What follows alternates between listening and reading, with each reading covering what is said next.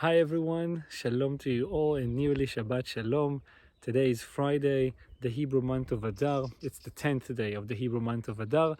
Today is March the 3rd and today is a lovely spring day. You can see behind me everything going on. And this week we're going to read another portion in the Book of Exodus, which begins to go into the details about the kinds of materials we are going to use for building the tabernacle.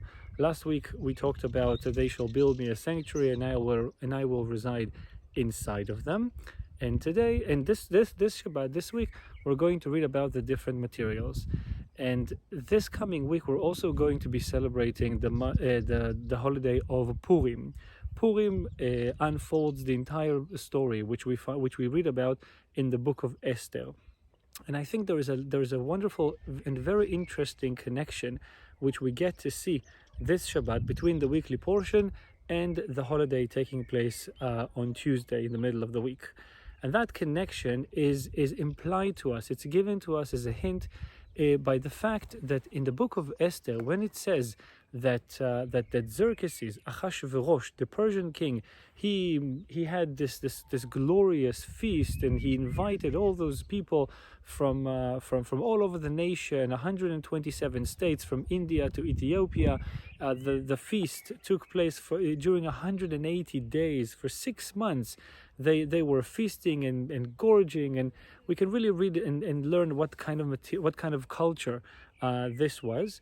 And interestingly enough, in chapter 1 of the Book of Esther, we see that the king served to the various people who came to the feast.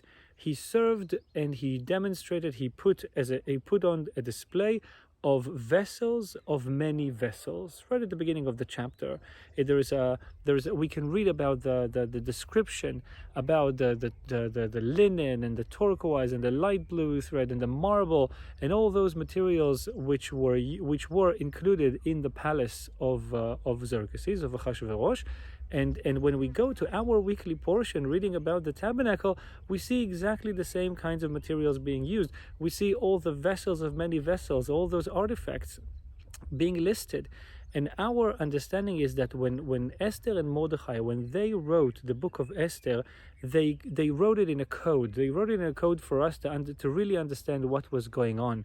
The king was using the artifacts and the vessels from the temple which was destroyed by the Babylonians, and later the Babylonians were taken over by the Persians, and the king was using those vessels in order to serve to all those people who came to his very materialistic feast. And here we see an interesting connection in scriptures, how things we read about in Torah, how they are connected in other places in the writings this Shabbat, and we see not just a fulfillment, but we really see what was going on, what was the kind of atmosphere with these vessels, what was done with them. And for us, it's a very important message about how important it is to honor these things, to honor these artifacts, to honor these materials, and understand that while we were doing something all very much in a spiritual way, as we explained it last week about they shall build me a sanctuary and I will dwell inside of them, and the same very thing can also be used differently.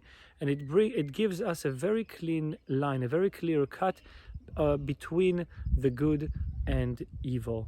And this, the holiday of Purim is a holiday when we talk about how things turn from evil to good, from darkness to light, how things, against all odds, against how we see them, how we read about them, how we are exposed to things, they turn upside down, completely the other way around, 180 degrees. That's the spiritual potential of Purim. So I wish us all to see how everything is changing for the better, how all the things that we go through, all the things that we struggle with, all the things that we worry about, that we see now which are happening in the world, which are happening in this country, how everything will be, how God will show us how everything is turning from a challenge, from affliction, to good and to great light, which will fill our entire lives. I wish you all Shabbat Shalom and a happy Purim. Purim Sameach.